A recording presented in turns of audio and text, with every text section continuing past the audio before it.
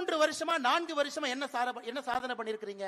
கலைஞர் கருணாநிதி ஐயா பேரில் ஒரு சாலைக்கு பேர் வைப்பாங்க. போர் அடிச்சு போனா 10 நாள் கழிச்சு கலைஞர் கருணாநிதி ஐயா பேர்ல ஒரு சிலை திறப்பாங்க. அதுவும் போர் அடிச்சு போச்சுன்னா கலைஞர் கருணாநிதி ஐயா பேர்ல விழா எடுப்பாங்க.